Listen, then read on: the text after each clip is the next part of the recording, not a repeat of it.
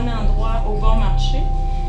Puis il va falloir gérer le transport puis la production pour pas rien perdre. Parce qu'on va être dans un contexte où l'efficience va faire la différence. Donc toute cette chaîne logistique-là, c'est ça qui nous anime à Forac, c'est ça qui nous anime avec FP Innovation, c'est de développer les nouvelles compétences, connaissances pour être capable d'attacher tout ça.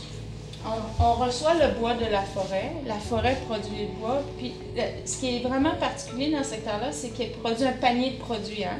Vous êtes tous allés en forêt, vous ne pouvez pas dire qu'elle est toute pareille, les arbres sont tous pareils, il y a juste une essence, puis je récolte, c'est pas vrai. C'est un panier de produits. Donc quand on va récolter, on obtient un panier de produits, et là on va l'allouer à différents segments, à différents secteurs. Et là, vous pouvez comprendre qu'il y a beaucoup de transports et d'opérations à gérer dans cette partie-là. Là. Il y a plusieurs compagnies qui attendent du bois d'un même bloc de coupe. Il faut coordonner ces livraisons-là. Et les compagnies sont déployées sur un territoire qui peut être assez grand. Hein? Ça, c'est le lac Saint-Jean ici. Vous voyez, les entreprises qui sont là sont celles, les sites de fabrication de innovation. Vous voyez, c'est les territoires d'approvisionnement. Donc, le bois, il circule, les camions se croisent et il y a beaucoup d'opportunités à synchroniser le travail, à synchroniser les routes. Pas juste pour une compagnie, il y a tout un défi juste là, à dire ben, j'ai besoin de ça aujourd'hui, j'aimerais l'avoir aujourd'hui. Juste ça, là, faire la synchronisation entre le transport qui va arriver et la production qu'on veut faire, ça c'est un défi important. Et l'autre défi, c'est de faire en sorte que plusieurs entreprises soient capables de profiter d'économies réseau, hein, pour faire en sorte que quand moi je vais porter le bois chez toi, je peux ramasser le bois à côté puis le ramener ici. J'ai eu une route qui était optimale, j'ai transporté des produits tout le temps, le plus longtemps possible, j'ai voyagé le moins à l'âge possible. Donc, c'est des principes de base. Tout le monde est pour la vertu, tout le monde dit « ben oui, faisons ça ». C'est pas simple, ça demande des technologies, ça demande des systèmes d'information, ça demande des systèmes qui seront capables d'optimiser, parce que c'est des décisions à optimiser. Les transporteurs, ils ont des temps maximum, des périodes maximum de conduite. Les camions, ils sont différents. Hein? On ne peut pas mettre n'importe quoi sur un camion. Dépendamment du type de produit, il faut avoir le bon camion. Quand on arrive à l'usine, il faut avoir la chargeuse sur le camion s'il n'y a pas de chargeuse à l'usine. Donc, il y a un paquet d'informations à gérer. Les interconnexions demandent des technologies particulières. Et c'est là où les technologies de l'Internet viennent nous aider beaucoup, beaucoup. Et je suis extrêmement contente de savoir que Sébastien et Martin sont champions dans cette capacité de les exploiter. Donc, ça fait partie des solutions qu'ils vont vous présenter, cet aspect-là, Internet, de nos technologies. Alors, sur ce, on vous présente 3 projets. Le premier, on l'appelle la plateforme d'expérimentation. C'est un système intégré de planification pour le secteur du sillage. Un deuxième projet qu'on appelle VTM pour Virtual Transportation Manager. J'essaie de trouver le mot français, mais on l'appelle tout le temps VTM. Et le troisième, Logilab, c'est un outil de design de réseau. Mais ce qu'on vous présente n'est pas exclusif à ce secteur-là. Vous allez voir tout de suite beaucoup d'applications dans l'agroalimentaire. Que ce soit dans la culture ou dans le bétail ou la transformation bétail, c'est clair, clair, clair.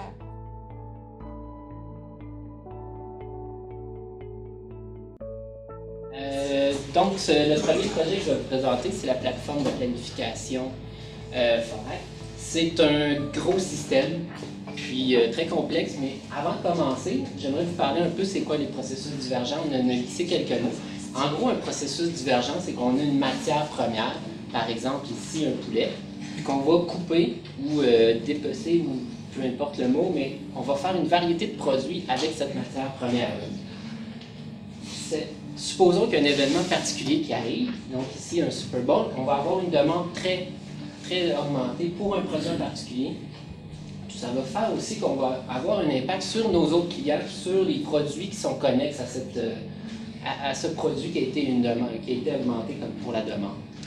C'est la même chose en fait dans l'industrie forestière, donc on a des arbres qui vont être transformés, qui vont produire plusieurs produits, traditionnellement les produits de construction, mais par exemple ici on a commencé à travailler sur l'énergie pour ici les granules, mais avant on avait quand même du bois de chauffage. Donc c'est tout un processus qui explose, qui fait un panier de produits en sortie.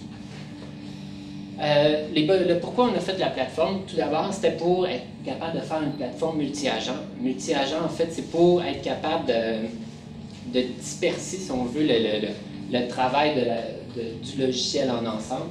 Par exemple, supposons qu'on a, Sophie a parlé de Bowater, qui a des usines un peu partout. On est capable, en utilisant la technologie multi-agent, de mettre de l'information, mettre des connaissances, mettre des outils de résolution un peu partout sur différents systèmes, les connecter ensemble pour que le gros système interconnecté puisse résoudre le problème d'optimisation globale. Donc, c'était l'objectif de la plateforme au tout début. À quoi ça ressemble en gros? Tout d'abord, dans une chaîne de transformation du bois d'œuvre typique, si on veut, tout d'abord, on a la récolte en forêt qui va produire des bio. Ces bio-là vont être apportés à une usine qui va les scier, les sécher, les raboter, les empaqueter pour ensuite les distribuer aux clients ou passer par un système de distribution des entrepôts pour être capable d'atteindre des marchés peut-être aux États-Unis. La plateforme va se concentrer sur, ici, toutes ces unités d'affaires-là. Donc, on va avoir une unité d'affaires sur le sciage, le séchage, la finition. On va gérer les entrepôts, mais on va également gérer tout ce qui est le transport pour la livraison au client. Donc, ça ici, c'est une interface de la plateforme. Comment on travaille dans la plateforme pour générer des plans, de production, des plans de transport, c'est qu'on travaille en termes de processus. Donc, un processus, ça se compose comme ici, une consommation pour un produit déterminé. On a ensuite des productions prévues de cette transformation-là. Donc, puis, on a également une utilisation machine sur un temps fini pour ce processus-là. Donc, dans ce cas-ci, c'était au rabotage. Donc, traditionnellement, on va prendre un 2 par 6, 16 pieds, puis on va selon ses caractéristiques, il va très souvent soit devenir du 2 par 6, 16 pieds de tel grade, ou il peut être coupé pour faire d'autres produits. Mais en général, c'est ça, il va y avoir une espèce de séparation ou explosion de produits à partir de ce produit unique-là d'entrée. Donc, on définit les processus pour chaque unité d'affaires, donc il y en a plusieurs dizaines. Puis, on va rouler des engins d'optimisation, puis pour donner un plan d'opération. Donc ici, pour chaque ligne, on a exactement à quel moment qu'on commence quelle opération. Donc, puis on a également pour les séchoirs. Donc, c'est vraiment des plans opérationnels des opérations day-to-day. Ensuite, on est capable également d'avoir du suivi d'inventaire. Donc, pour chaque produit, à quel moment, c'est quoi les inventaires vraiment qui vont... On va essayer de valoriser nos produits qui ont le plus de valeur. La demande du client, au bout, on sait historiquement ça ressemble à quoi, mais très souvent, on va quand même essayer de pousser nos produits, de transformer en essayant de garder le plus de valeur possible. Alors que nous, chez Forac, on travaille beaucoup depuis les dernières années, une approche qui est axée sur la demande. Donc, en gros, supposons qu'on recommence ici sur la première façon de planifier, c'est que la demande du client va aller dans le département de vente, puis l'information va plus ou moins rester à ce niveau-là, alors que dans une approche axée sur la demande du client va être transmise à différents niveaux, à toutes les... La plateforme, c'est technologiquement, c'est très en avance sur son temps. On utilise du multi-agent. On utilise ce qu'on appelle ce qui est à atteindre présentement dans l'industrie du développement informatique. Nous, ça fait déjà plusieurs années qu'on a cet outil-là. Puis, on utilise la recherche opérationnelle pour faire notre planification. C'est vraiment le domaine de recherche qui s'occupe à planifier des opérations, faire du scheduling, optimiser des décisions dans une entreprise. Donc, pour l'industrie, c'est vraiment un outil d'analyse de suivi de production qui est vraiment intéressant. Puis, ça leur permet également d'élaborer des plans de production qui peuvent être très longs à produire.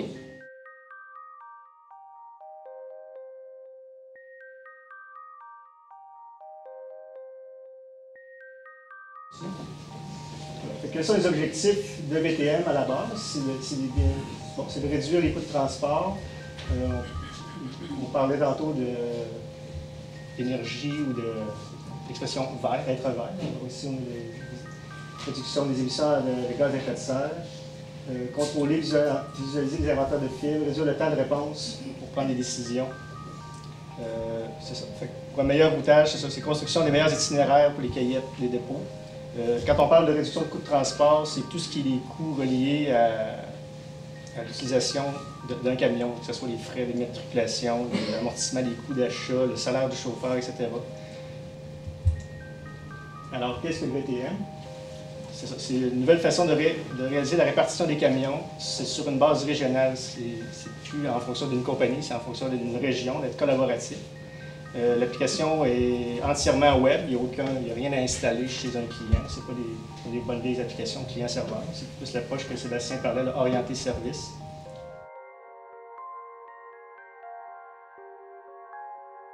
Donc ici, on va alimenter nos usines.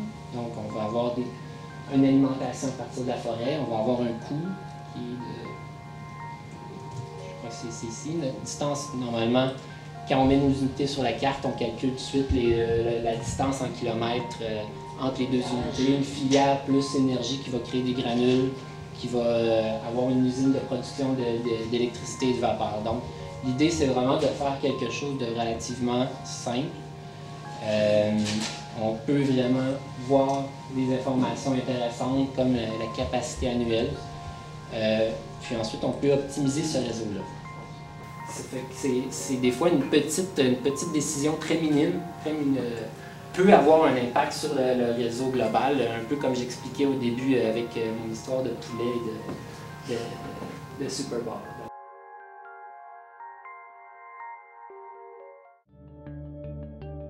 L'ITIS, l'Institut Technologie de l'Information Société de l'Université Laval, s'est associé à la Chambre de commerce de Québec pour la présentation d'une série de conférences, les Midi Innovation en TI.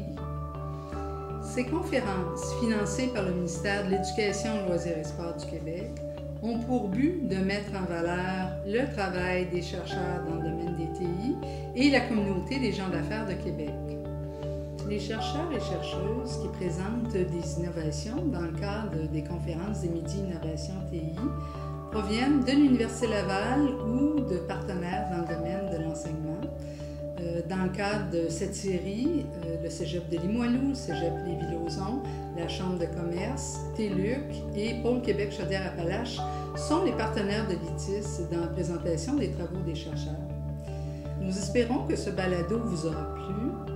Vous pouvez consulter en ligne le site www.itis.ulaval.ca afin de visionner toutes les capsules réalisées dans le cadre des Midi-conférences.